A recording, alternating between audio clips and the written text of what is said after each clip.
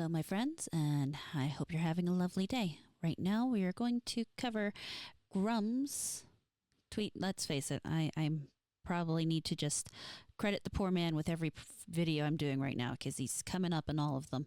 I'm grateful for everything he's doing for keeping up on this video game news, and especially the stuff regarding the SBI style companies and the dark money, or I guess you could call it dark money, and everything going on in regards to what has led AAA gaming down the path it is. The topic of this video also decided to tell people that they're going to threaten legal action to anybody who covers this. And as I am a terrible contrarian, that means I do in fact have to cover it. I try not to let things get my goat this way too often, but you know, what's wrong with giving in every now and then? You know what I mean? SBI-style consulting company at Black Girls Gamers threatened legal actions over that Park Place gaming website over defamatory allegations. They go to say they will pursue legal action against anyone who links to that Park Place's article or spreads it in any manner. Good luck with that, ladies. For one, you really can't tell people that they can't cover allegations or that they can't talk about articles. Now, I will be very upfront. I have no idea if you've committed any form of crime or not. However, I do get the right to discuss whether I think you might have, and so does the article. Anyway, we're going to take a look at this here. As you see, they put out a thread. We're addressing the recent allegations about discriminatory hiring practices. These claims are false and were made without prior fact-checking or verification from us or our representatives. As if the gaming sites ever check with non-leftist companies or people about their allegations. So suddenly, you know, whole rules for the not for me thing, but whatever. Black Girl Gamers operates as a contracting organization that collaborates with both freelancers and content creators from all backgrounds to work on various projects and initiatives to amplify underrepresented voices in gaming and make the community more inclusive. I hate that kind of talk. Contrary to the allegations in the article, Black Girl Gamers have contracted freelancers of all races, genders, sexual orientations, religions, and ethnic backgrounds. We've also included representation of all genders, backgrounds in our content at events and in our marketing consultations and research projects, some of which are not publicly disclosed due to NDA. Evidence demonstrating our commitment to diversity and inclusion, including our non-discriminatory hiring practices, is readily available and easily searchable. Just because you have them, oh, whatever. Upon discovering these false and defamatory allegations, we have taken steps to obtain legal counsel to take action against the publication and journalists, as well as the subsequent content creators who have reshared the false allegations about our organization. We will continue to pursue further action against anyone who persists in spreading false and defamatory information about Black Girl Gamers, its founder, and its contractors and partners. We value the talent and contributions of our collaborators and are committed to continuing doing so. Thank you to our community for the ongoing support. I'm not going to shut up, so fuck off. Black Girl Gamers claimed that they were falsely claimed to have been employing discriminatory hiring practices by thatparkplace.com. A quick check reveals that the article states BGG appears to be discriminating in their hiring practices. I verified that the BGG post looking for Black women content creators was made on February 19th and is still up on their X account at this time. We will go into the article itself, but here's the portion where it states that a game consultant organization, Black Girl Gamers, that consulted on Square Enix's disastrous Forspoken game, appears to be discriminating in their hiring practices while simultaneously claiming they are being harassed. Appears isn't a very important word for the record. That is something that is not a legal fact. Now, I'm not a lawyer. We will look at a tweet from a lawyer later. But yeah, it's hard to prove that kind of thing with that statement. And of course, here is the actual tweet from within the article, which again, we will go into the article. That Park Place is like referring to Title 8 of the Civil Rights Act of 1964, which prohibits employment discrimination based on color, race, religion, sex, or national origin.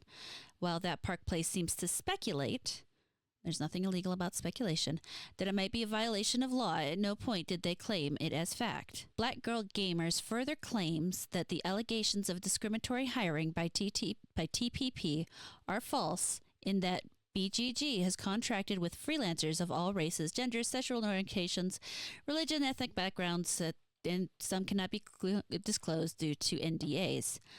Just because you might do that on some projects doesn't mean that you don't actually engage occasionally in discriminatory practices on other projects. Black Girl Gamers go on to state that evidence of their non-discriminatory hiring practices is readily available and easily searchable.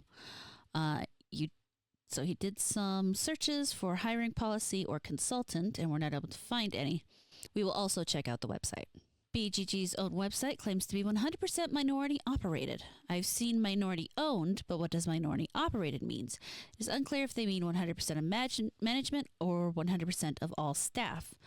The 100% minority operated claim, the sealed job board, and the lack of hiring policy on the website seems to contradict their claims of their hiring practices being readily available and easily searchable.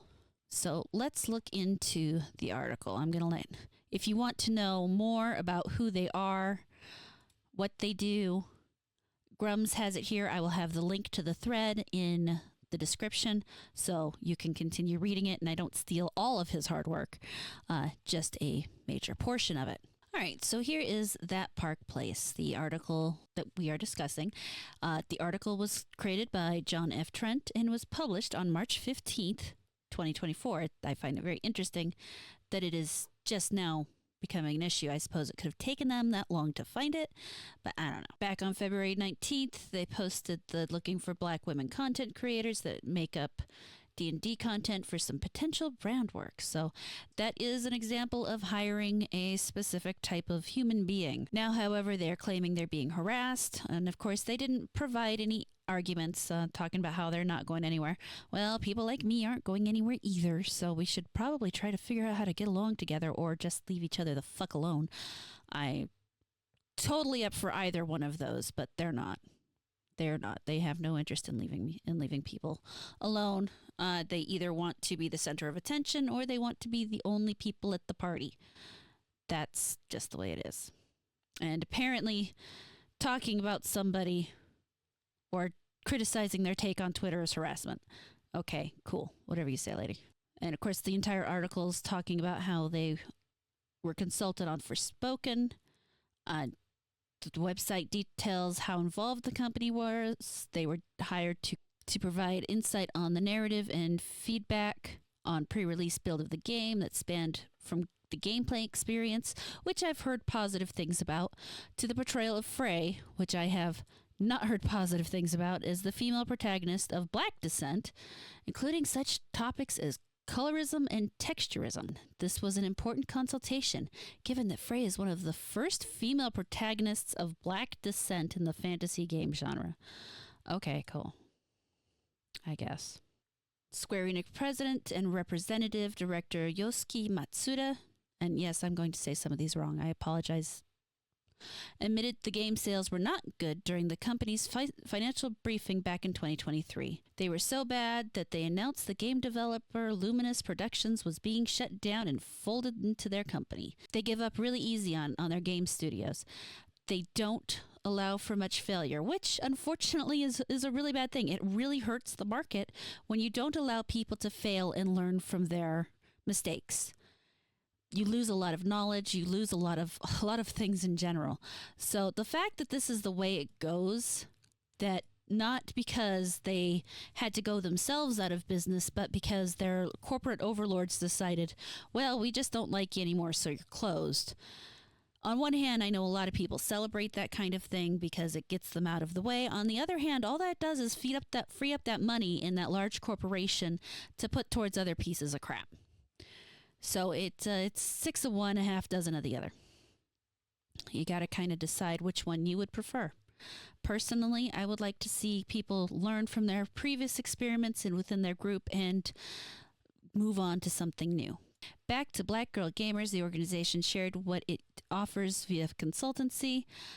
Black Girl Gamers is uniquely placed in the gaming industry Well, no, because there's already Sweet Baby Inc. So you're just one of many. The intersection of our team, community, and experience allow us to offer a number of consulting services for clients within gaming, FMCG, and TV film industries.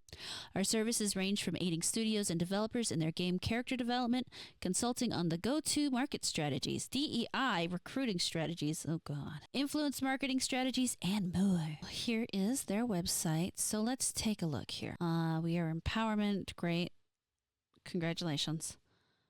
Some of their partners, what they do, community, consulting and advisory, content, events, talent, community.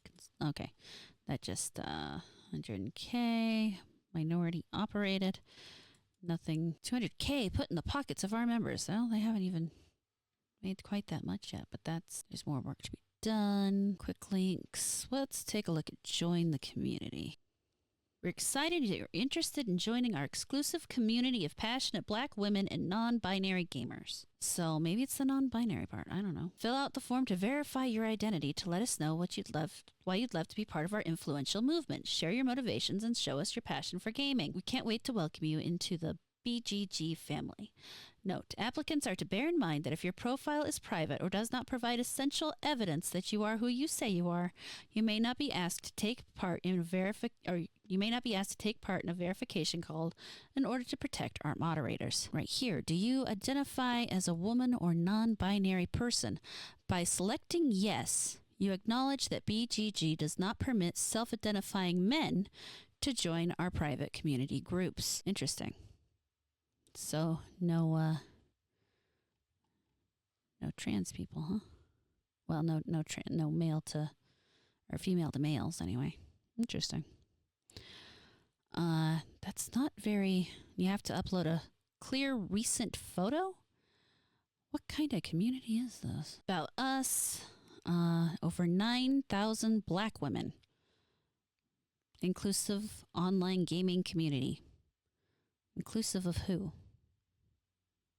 Anyway, so since its foundation, grown from a small Facebook group into a thriving collective, well, that sounds like commie gobbledygook, of 10,000 plus Black women around the globe, all with a shared passion for gaming and a shared ambition to make an impact on it.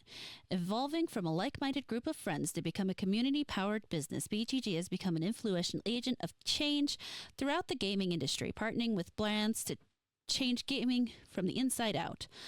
Across the continent, Across content, events, education, consulting, and talent, BGG partners with endemic and non-endemic brands throughout the gaming space, Google, Facebook, Netflix, etc., and gaming communities to grow the influence, representation, equity, and experience of Black women in gaming. I'm not seeing anything inclusive here.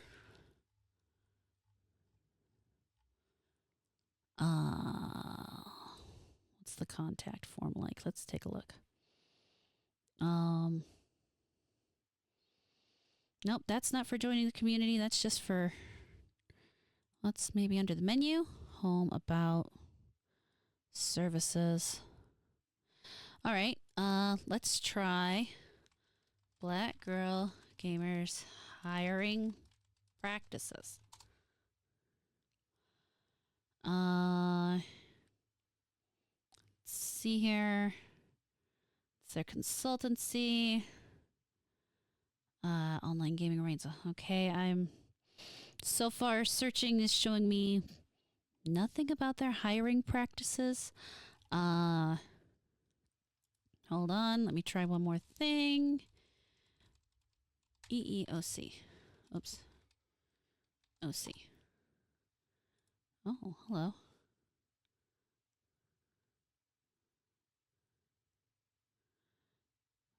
I'm not going to delve into that.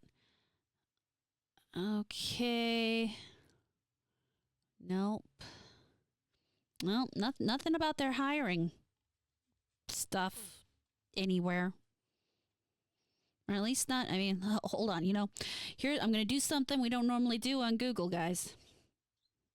I'm going to go to the second page of Google. Because maybe it's on there. Maybe Does Google even have a second page anymore? Oh, shit. No. Well, that just shows how old I am. Google doesn't do pages anymore. You just scroll down forever. Ooh. Well, now I feel ancient. Okay. So, yeah, definitely. Nope, nothing about, nothing I can Google there. All right, so back over to Twitter, where Grums has stated that he is not an attorney. For the record, neither am I. This is not a legal opinion. This is a random VTuber on the internet opinion. Really, if you put any stock in my opinion, you might want to, well, I appreciate it, but I appreciate it. It is my opinion that defamation cases are very difficult to prove in general, especially against the journalist. The news outlet here is not even claiming the discriminatory hiring as fact, but speculation, which would put it under editorializing.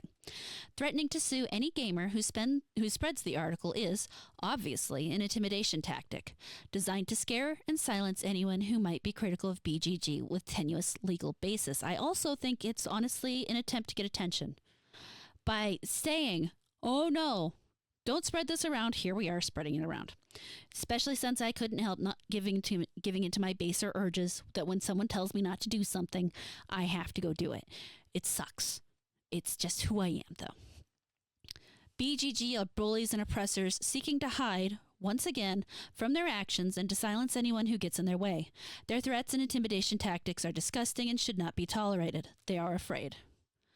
That is very accurate, however, from someone who is a lawyer. Legal mindset. I wouldn't say this is necessarily. The most insane thing here is that the company in question has likely made statements about other parties that are closer to defamation than those of the news outlet. There is zero chance this hits the actual malice standard, and beyond that, opening up that particular company to discovery may yield some dirty laundry that they do not want to come to light. That is something to remember, guys. Discovery goes both ways.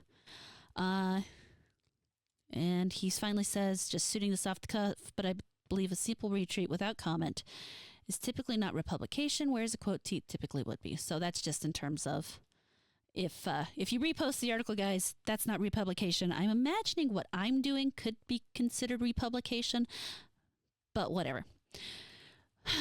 All that said, what do you think? Do you agree with me? Do you disagree? Let me know in the comments. Like, comment, and subscribe, please. I appreciate it. If you'd like to hear more of my generalized comments, catch me on my live streams on my Horror Amarada channel, and have an amazing day. I will catch you guys later.